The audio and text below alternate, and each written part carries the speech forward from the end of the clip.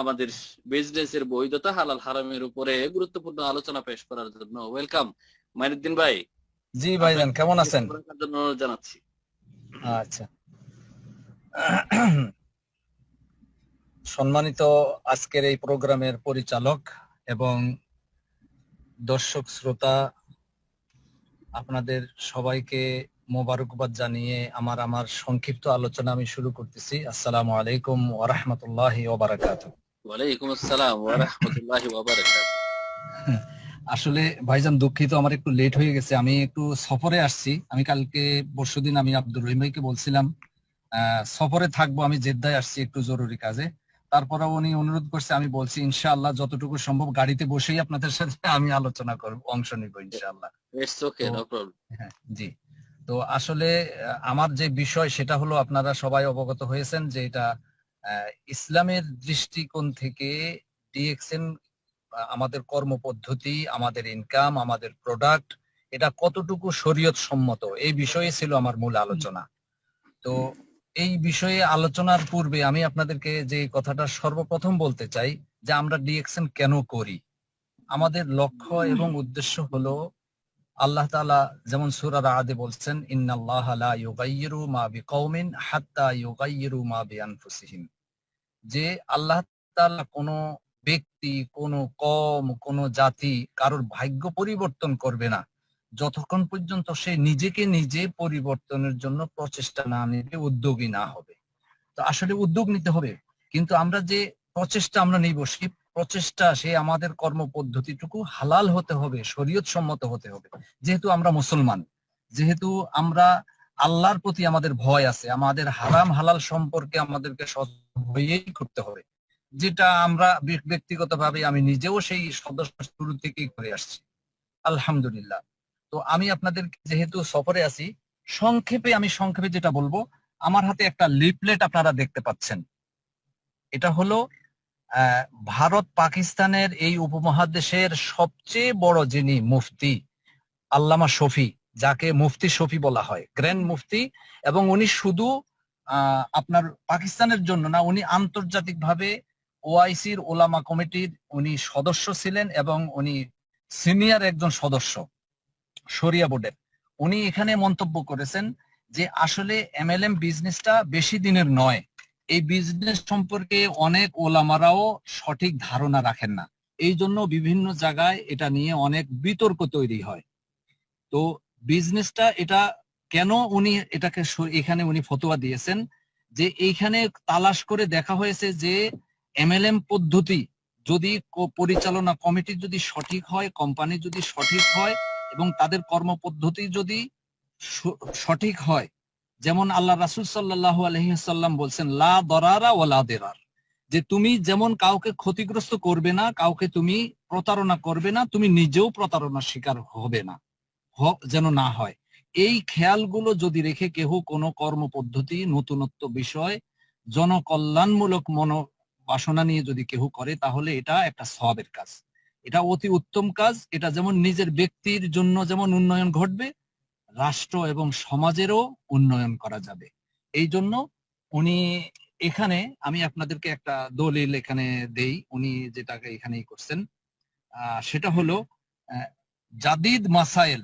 এখানে পাকিস্তানের যেরকম আমাদের দেশে এরকম রাষ্ট্রীয় অনেকগুলো কিতাব, শরিয়া বোর্ডের এরকম অনেকগুলো কিতাব আছে, পাকিস্তানের এরকম একটা বই আছে, এটা বাংলাদেশেও পাওয়া যায়, বাংলা এখন তর্জমা হয়েছে, জাদিদ মাসাইল কি শরঈ আহকাম। এটার 146 নম্বর পৃষ্ঠায় মুফতি শফি সাহেব এটা নিয়ে বিস্তারিত আলোচনা করেছেন। হ্যাঁ হ্যাঁ, দেখিস, এটা বিস্তারিত আলোচনা করেছেন। কাজেই এটা নিয়ে আমরা অনেক আলেম ওলামাদের সাথে এই পর্যন্ত অনেক আলোচনা করেছি, এটা হালাল, এটা বৈধ। কারণ হলো আমাদের ডিএক্সএন কোম্পানি নিয়ে যতটুকু এই পর্যন্ত ওলামারা গবেষণা করেছে, তারা দেখেছে এখানে কেউ কাউকে কোনো ধোঁকা দেওয়ার, প্রতারণা করার কোনো সুযোগ নেই। যেমন নিজে উপকৃত হবে, তেমন আরেকজনকে উপকার করা যায়। আপনার আমার প্রচেষ্টায় যদি সমাজের যদি 10টা ভাই যদি 500 রিয়াল, 1000 রিয়াল, 2000 রিয়াল যদি ইনকামের একটা সন্ধান পায়, সুযোগ পায়, তাহলে তার বউ বিবি বাচ্চা যদি তারা একটু সুখে থাকে, তাদের ইনকাম যদি সচ্ছলতা আসে, তাহলে তারা আল্লাহর কাছে হাত তুলে দোয়া করবে। অন্তত তারা মুখে না বললেও আপনি তাদের অন্তর থেকে আপনি দোয়া পাবেন। দেখেন আরেকটা সাধারণ বিবেচনা আমি আপনাদেরকে বলি, সৌদি আরবে আমরা জানি যে মালিকের কফিলের কাজ ছাড়া বাহিরে কোনো কিছু করা, এটা রাষ্ট্রীয়ভাবে এদের আইনে এটাকে বৈধতা দেয় না। একটা পানি হালাল, একটা পানির বোতল হালাল, কিন্তু আপনি যদি ইশারায় দাঁড়ায় যদি পানির বোতল বিক্রি করেন, আইন আপনাকে এখানে বাধা দিবে। কিন্তু এই দেশে আমাদের অনেকে মন্তব্য করে যে এটা ডিএক্সএন এর কাজ ভালো না, ডিএক্সএন এর কাজ খারাপ, এটা সেটা করে। কিন্তু যারা নাকি এই দেশে ব্যবসা বাণিজ্য করে, দোকান খুলে বসে আছে, বড় বড় বিভিন্ন বিজনেস করতেছে, তারা সাইনবোর্ডটুকু শুধু কফিলের, তাদের সাইনবোর্ডটুকু শুধু কফিল, আর বাকি সব কিছু তার। তাহলে এটা এই দেশের আইনকে প্রতারণা দেওয়া হচ্ছে, এই দেশের আইনকে ধোকা দেওয়া হচ্ছে। কিন্তু আমাদের যে কাজ, আপনি ডিএক্সএন দেখেন, আমরা এখানে একরকম এটা দালালির মতো, দালালি ব্যবসা শরীয়তে জায়েজ। আপনি কোনো একটা জিনিস কিনবেন, কাউকে পথ দেখাই দিবেন, আপনি একটা গাড়ি কিনাই দিবেন, আপনি বলবেন যে ভাই আমি এটাকে বেচাই দিব, তোমার গাড়ি বিক্রি করে দিব, তোমার বাড়ি বিক্রি করে দিব, আমাকে 500 টাকা দিতে হবে, 5,000 টাকা দিতে হবে। এটা শরীয়তে জায়েজ এবং হালাল। আমাদের কাজটা তদ্রুপ। আমরা যদিও সবাই আমরা কোম্পানির অধীনে আছি, আমরা কপিলের অধীনে আছি, আমরা অফিস থেকে নিজের পকেটের টাকা দিয়ে নিয়ে আসি, নিয়ে এসে আরেকজন ভাইকে দিই। তো এখানে আমার নিজের টাকা ব্যয় করে আমি করতেছি। আর ইসলামী শরীয়ত ওই বিষয়টা বলে যে কোনো কাজ হালাল হওয়ার জন্য সেখানে আপনাকে পুঁজি বিনিয়োগ করতে হবে, আপনাকে শ্রম দিতে হবে, আপনার মেধা সেখানে খাটাতে হবে। তাহলে এই তিনটা জিনিস ছাড়া আমাদের এই ডিএক্সএন বিজনেস চলে না। আপনার এখানে সময় আপনি ব্যয় করতেছেন, আপনি এখানে পুঁজি বিনিয়োগ করতেছেন, আপনি এখানে শ্রম দিচ্ছেন, আপনি এখানে আপনার মেধা খাটাচ্ছেন। এর বিনিময়ে আপনার নিজের কল্যাণ যেমন সাধিত হবে, আরো 10 জন ভাইয়ের কল্যাণ এখানে সাধিত হবে। সমাজে যদি আমরা কিছু করতে চাই, সমাজের যদি উন্নয়ন করতে চাই, দেখেন আমরা সাধারণভাবে অনেক সময় বুঝি যে আমি যদি আমার জাকাতের খাতের যদি 10 টাকা, 50 টাকা, 500 টাকা যদি কাউকে দেই, এই 50 টাকা একদিনে দিলে একটা লোক একদিন হোটেলে বসে বা একদিন বাজার করে খেয়ে শেষ হয়ে যাবে। কিন্তু যদি আমরা একটা সময় একটা পাড়া মহল্লায় যদি সবাই মিলে সবার টাকা একত্র করে আমরা যদি বলি এই এই বছরে আমাদের জাকাতের ফান্ড থেকে, আমাদের গ্রাম থেকে আমরা এই বছর 5টা লোককে আমরা 5টা অটো রিক্সা কিনে দিব, আমরা একটা 2জনকে 2টা সিএনজি কিনে দিব, তাহলে এই লোকটা স্বাবলম্বী হবে। এই লোকটা ভবিষ্যতের জন্য আর কোনো সময় কারোর কাছে হাত পাতবে না, এই লোকটা ভিক্ষা করবে না। কিন্তু আমাদের দেশে ইসলামী শরিয়া মোতাবেক এই ধরনের চিন্তা ভাবনা নেই। কিন্তু আমি মনে করি, আমি ব্যক্তিগতভাবে আমি মনে করি ডিএক্সএন এর কাজটা তদ্রুপ। একটা লোককে ওই চারা গাছের মতো তাকে একটু একটু করে আমরা বুঝাইয়ে, তাকে প্রশিক্ষণ দিয়ে, তাকে শিখাইয়ে আমরা যদি ডিএক্সএন এর লিডার বানাইতে পারি, যদি তার 2,000-5,000 রিয়াল ইনকাম আসে, 2,000 মিনিমাম যদি তার ইনকাম হয়, তাহলে সেই লোকটা তার অন্য কাজের উপরে বাড়তি এই ইনকাম দিয়ে সে নিজের পায়ে নিজে দাঁড়াতে পারবে, সে স্বাবলম্বী হতে পারবে, সে দেশের জন্য, রাষ্ট্রের জন্য সে কল্যাণ বয়ে আনতে পারবে। এই জন্য বিভিন্ন দৃষ্টিকোণ থেকে শরীয়তের ব্যাপারে যাচাই বাছাই করা হয়েছে যে ডিএক্সএন হালাল, ডিএক্সএন এর প্রোডাক্ট হালাল, কর্মপদ্ধতি সম্পন্ন হালাল। আমার কাছে আরেকটা পেপার আপনাদেরকে দেখাচ্ছি, একটু আপনারা ক্যামেরা দিয়ে দেখতে পারবেন। ক্যামেরাতে এখানে লেখা আছে ফতোয়া লোজনা দায়েমা, ফতোয়া লোজনা দায়েমা। এটা আমার হাতে কাগজটা আসার কারণ হলো আপনারা অনেকে এটার ইতিহাস জানেন নাই। আমি ডিএক্সএন করি একজন মসজিদের ইমাম হিসাবে। তাইফে আমার সাথে মক্তব জালিয়াতের অনেক লোকের প্রচন্ড ঝগড়া হয়েছে 5 বছর আগে। তাইফে এই ডিএক্সএন এর কাজ নিয়ে আমাদের বাঙালিদের ভিতর থেকে কেউ কেউ যে মক্তব জালিয়াতের নালিশ করেছে। নালিশ করার কারণে মক্তব জালিয়াতের এখানে কিছু ওলামারা আমাকে ডেকেছে, আমার সাথে তাদের বিতর্ক হয়েছে, তর্ক হয়েছে। শেষ পর্যন্ত তারা ফতুয়া লিখিত আকারে রিয়াদে তাদের ফতুয়া লোজনা দায়মায় তারা ফতুয়া তলব করেছে, ডিএক্সএন হালাল কিনা, ডিএক্সএন এর প্রোডাক্ট হালাল কিনা, এবং ডিএক্সএন এর ইনকাম হালাল হবে কিনা। এই ফতুয়ায় তারা সেখান থেকে, রিয়াদ থেকে তারা ফতুয়া লোজনা দায়মা তারা জবাব দিয়েছে ডিএক্সএন হালাল, ডিএক্সএন এর ইনকাম হালাল, ডিএক্সএন এর প্রোডাক্ট গুলো হালাল, তবে কাজটা একটু দালালি কাজের মতো, আর প্রোডাক্ট গুলোর একটু দাম বেশি। মজার ব্যাপার হলো তারা এটাই অভিযোগ দিয়েছে যে এই প্রোডাক্ট গুলো তারা দাম বেশি নেয়। আমরা তাদেরকে বুঝাইতে সক্ষম হয়েছি যে এটা তারা বেশি নেওয়ার কারণ হলো আমার এবং আরেকজন ব্যক্তির পাশাপাশি দোকান আছে। আমার দোকানে আমি চিনি বিক্রি করতেছি মনে করেন হয়তো 5 রিয়াল, আরেক দোকানে চিনি বিক্রি করতেছে 4 রিয়াল। এখন আমি তো কাউকে কিনতে বাধ্য করতেছি না, আমি বলতেছি ভাই তুমি যদি সস্তায় আরেকখান থেকে পাও নিয়ে নাও, আমার দোকান থেকে নিতে হবে এমন কোনো বিষয় না, জোরাজুরি নেই।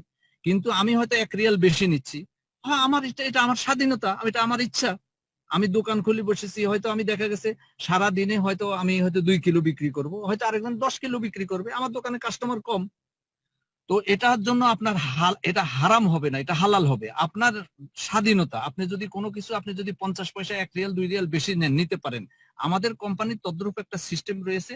আমাদের থেকে যদিও কারোর দৃষ্টিকোণ থেকে মনে হয় এটা দাম বেশি, হয়তো 5 রিয়াল হয়তো যদি আরো কম নিত ভালো হতো। এই যে 5 রিয়াল বেশি নিচ্ছে, এই 5 রিয়াল আমাদের দিকেই আসে। এই পয়সাগুলো তারা আবার আমাদের মধ্যে বন্টন করে, এটা সিস্টেম অনুযায়ী কোম্পানির নিয়ম মাফিক আমাদের ভিতরে বন্টন করে দিয়ে দেয়। কাজেই যদি এটা এতই সস্তা রাখবে, তাহলে আমাদের পয়সা কোত্থেকে আসবে, আমাদের ইনকাম কোত্থেকে আসবে? তো এইভাবে এই কোম্পানির কাজগুলো আমাদের আজ পর্যন্ত, আমি বিশেষ করে অনেক যাচাই বাছাই করে আমি কাজ করতেছি আলহামদুলিল্লাহ। হ্যাঁ, যেখানেই আমি এরকম ধরনের কোনো বিতর্ক তৈরি হয়েছে, আমি তাদেরকে বুঝাইতে সক্ষম হয়েছি। তো আপনারা যদি কোনো সময় মনে করেন আপনাদের প্রয়োজন হয়, ইনশাআল্লাহ আমি আপনাদেরকে সাপ্লাই দিতে পারবো। আরেকটা বই রয়েছে, আমি আপনাদেরকে বলি, MLM মাল্টিলেভেল মার্কেটিং, ইসলামী শরীয়তের দৃষ্টিতে বৈধ, অধ্যক্ষ মুফতি মোহাম্মদ হারুনুর রশিদ। উনি আমাদের বাংলাদেশের এক মুফতি, উনারও ফতোয়া আমার কাছে রয়েছে মাল্টি লেভেল মার্কেটিং, বিশেষ করে আমাদের ডিএক্সএন এর উপরে। উনি মন্তব্য করেছেন সেটা হলো ডিএক্সএন ব্যবসা বা মাল্টি লেভেল মার্কেটিং এর বিজনেস সম্পর্কে আমাদের বাংলাদেশে, ভারতবর্ষে অনেক আলেমরাই অজ্ঞ, তারা ওই আগে থেকে নাক ছিটকায়, এটা জানার আগেই তারা মন্তব্য করে বসে থাকে। আসলে মাল্টি লেভেল মার্কেটিংটা কি? আপনি আমি কাজ করি, আমরা তো দেখি আজ পর্যন্ত, আমরা কাজ করার শুরু থেকে এই পর্যন্ত দেখেছি যে কোম্পানি কোন সময় আমাদের যতটুকু পার্সেন্ট আমার জন্য নির্ধারিত করা আছে, কোম্পানির কত পার্সেন্ট পেতে পারে, কোন স্ট্যাটাসের কারণে কতটুকু পেতে পারে, কত পয়েন্টের কারণে কতটুকু পেতে পারে, এর থেকে ব্যতিক্রম কোনো কিছু আমাদেরকে কোনো সময় ঠকাইছে বা আমরা কাউকে ঠকিয়েছি বা ঠকানোর কোনো পদ্ধতি আছে বলে আজও পর্যন্ত কেউ এটা প্রমাণ দিতে পারে নাই। কারণ যেটা সিস্টেম রেখেছে কঠোরভাবে নিয়ন্ত্রণ করে, এই নিয়ন্ত্রণের কারণে এখানে কেউ প্রতারিত হওয়ার কোনো সুযোগ নেই। যার কারণে ডিএক্সএন এর কাজটাকে আমি আপনাদের সবাইকে অনুরোধ করি, সবাইকে বলি, আপনারা দুনিয়া আখেরাতের কল্যাণ মনে করে আপনারা ডিএক্সএন করেন। আর যদি আপনার যদি লক্ষ্য উদ্দেশ্য এটাই থাকে, ইনশাআল্লাহ ইনশাআল্লাহ আমি বলতে পারি আল্লাহ আপনাদেরকে অবশ্যই কামিয়াবি দান করবেন। কারণ আপনার লক্ষ্য উদ্দেশ্য থাকবে যে আপনি সমাজকে উন্নত করবেন, আরো 10 জন ভাইয়ের আপনি উন্নত করবেন। একজন ভাই রোগে ভুগতেছে, সে হয়তো অসুস্থ রয়েছে, আর একজন ভাই হয়তো বিভিন্ন রোগে ভুগতেছে, সে বিভিন্ন রকমের ট্রিটমেন্ট করাচ্ছে, সে চিকিৎসা নিচ্ছে, কিন্তু তার রোগ থেকে মুক্তি পাচ্ছে না। আপনার দেওয়া যদি মরেঞ্জি খেয়ে, আপনার দেওয়া মাশরুম খেয়ে, আপনার দেওয়া বিভিন্ন এই আমাদের প্রোডাক্ট গুলো নিয়ে কেউ যদি উপকৃত হয়, কোন একজন ভাইয়ের যদি রোগ থেকে মুক্তি পায়, তাহলে ওই ভাই হাত তুলে দোয়া না করলেও আল্লাহ তার অন্তরের খবর জানেন, অন্তর থেকে আপনি তার তার বিনিময় আপনি পাবেন। এই জন্য আমি আপনাদের সবাইকে অনুরোধ করব, আপনারা আমরা যারা ডিএক্সএম করি, শরীয়তের দৃষ্টিকোণ গুলো এগুলো মাথা থেকে আমাদেরকে ঝেড়ে ফেলতে হবে। অনেকে এগুলো ভুল বুঝাবুঝি তৈরি করে, আসলে এগুলো এখানে হারামের কিছুই নেই। আপনি টাকা দিয়ে নিয়ে আসতেছেন, টাকা দিয়ে আপনি নিয়ে এসে আরেকজনকে দিচ্ছেন, এখানে হারামের কি আছে? আপনি দেখেন, আমাকে অনেকে প্রশ্ন করে যে ডিএক্সএন এর কাজটা কিভাবে আপনাদের পয়সাটা দেয়। আমি এক ভাইকে গত কিছুদিন আগে আমি এক সৌদিকে বলছি, আমি মেসাল দিছি তাকে, ওইটা সদকায়ে জারিয়ার একটা মেসাল। আমি তাকে বলছি যে দেখো, তুমি যদি কোরআন পড়া জানো, আমরা 3টা 5টা লোক তোমার কাছে এসে বললাম যে ভাই তুমি কোরআন তেলাওয়াত জানো, আমরা 5টা লোক তোমার কাছ থেকে কোরআন তেলাওয়াত শিখবো। ওই লোকটা আমার ওস্তাদ, আমাদের 5 জনকে সে তেলাওয়াত শিখিয়ে দিল। এবার তার কাছ থেকে তেলাওয়াত শিখে আমরা সারা জীবন যত তেলাওয়াত করব, প্রতি হরফের বিনিময়ে আল্লাহর রাসূলের ঘোষণা যে কমপক্ষে 10 নেকি পাওয়া যায় কোরআন তেলাওয়াতে। তাহলে আমরা যে 5টা লোকের যেই ওস্তাদ কোরআন তেলাওয়াত শিখিয়ে দিল, সে সারা জীবন আমাদের তেলাওয়াতের মাধ্যমে সে সওয়াব পাবে। আমরা যত বেশি পড়বো আমাদেরও লাভ, তারও লাভ। আমি বলছি ডিএক্সএনটা এরকম। এবার আমি আমার ওস্তাদের থেকে শিখে আমি যদি আরো 5 জনকে শিখাই, আমি যদি আরো 10 জনকে শিখাই, সেখান থেকেও আমার ওস্তাদ বঞ্চিত হবে না। কারণ আমার প্রথম ওস্তাদ তো ওই ব্যক্তি, সে আমাকে শেখানোর কারণেই না আমি আজকে সামনে যে আরো 5 জনকে শিখাইতে পারছি। তাও আমাদের ডিএক্সএন এর কাজটা ঠিক এরকম একটা সদকায়ে জারিয়া কাজের মতো। আপনি নিজে এখানে ইনভলভ হবেন, আপনি ডিএক্সএন করবেন, আপনি আরো 5 জনকে দাওয়াত দিবেন। এবং আল্লাহ রাসূল সাল্লাল্লাহু আলাইহি সাল্লাম এক হাদিসে বলছেন, আল কালিমাতু তাইয়্যিবাতু সাদাকা। আপনি যদি মানুষকে কল্যাণ মনে করে যদি কোনো উত্তম কথা বলেন, উত্তম নসিহত যদি আপনি করেন, উত্তম শিক্ষা যদি কাউকে একে দেন, এটা হলো সবচেয়ে বড় সদকা। তাহলে আমরা তাদের কল্যাণের জন্য, তাদের মঙ্গলের জন্য, আমি যে আয়াতটি সর্বপ্রথম আমি পড়েছি যে ইন্নাল্লাহ লা ইউগাইয়িরু মা বিকাউমিন হাত্তা ইউগাইয়িরু মা বিআনফুসিহিম, আমি আমার কল্যাণ মনে করে আমি এটা করছি, কল্যাণ বুঝে শুনেই আমি আমার এই কল্যাণের জন্য আমি এই কাজটা শুরু করছি। তাহলে আমি আরো 5 জন ভাইকে এই কল্যাণের পথ দেখানো, এটা ইসলামের বিধান, ইসলামের নিয়ম। আমি যেটা নিজের জন্য ভালো মনে করেছি, আমি আরো 5 জন 10 জনকে সেই পথ দেখাচ্ছি। তাহলে এটা আমার জন্য সওয়াবের কাজ হবে। শুধু ডিএকশন, শুধু দুনিয়াই হবে না, এর দ্বারা আখিরাতও আমাদের অর্জন হবে। এই জন্য আমি আপনাদেরকে বলি, আপনারা সবাই ডিএকশন করেন এবং ডিএকশন কে ওই নিয়তে করবেন যে আমি দুনিয়া আখিরাত যেন আমার অর্জন হবে। এই ডিএকশন এর মাধ্যমে দুনিয়া আখিরাত পাওয়া সম্ভব। এবং আপনাদেরকে এই প্রতি আরেকটা নসিহত আমার, সর্বশেষ কথা, সেটা হলো আপনারা যারা ডিএকশন করেন, শুধু মেহনত নয়, আপনারা আল্লাহর কাছেও সাহায্য চাবেন। আপনারা আল্লাহর কাছে ফরিয়াদ করবেন যে হে আল্লাহ, মানুষ বিভিন্ন ভাবে ইনকাম করে, কিন্তু আমার ওই রকম অবৈধভাবে ইনকামের কোনো আমার চিন্তা ভাবনা নেই। আমার চিন্তা হলো আমি এইভাবে মানুষকে সৎ পথ দেখাবো, ইনকামের পথ দেখাবো, নাজাতের পথ দেখাবো, মানুষকে এখানে স্বাবলম্বী হওয়ার পথ দেখাবো। এর দ্বারা এই কাজটা তুমি আমাকে করার জন্য, আমার জন্য এই কাজটা তুমি সহজ করে দাও, এবং এই কাজের মধ্যে আমাকেও তুমি এখানে মর্যাদা দান করো, আমাকেও তুমি সফলতা দান করো। আর আমার অধীনে আমার সহপাঠী হিসেবে যে ভাইরা এই কাজে মানে এখানে আমার সাথে জয়েন্ট হচ্ছে, তারাও যেন এখানে সফলতা পায়। এইভাবে আমরা সবাই যেন আল্লাহর কাছে সাহায্য চাই, এবং আল্লাহর কাছে আমরা আল্লাহর সাহায্য যদি পাই, ইনশাআল্লাহ আমরা সবাই স্বাবলম্বী হতে পারবো ইনশাআল্লাহ। এই বলে জাকির হোসেন ভাইকে ধন্যবাদ জানিয়ে আমি আমার এই সফরের মাধ্যমে সংক্ষিপ্ত আলোচনা আমি এখানে শেষ করতেছি। জাকির ভাই, আল্লাহ হাফেজ।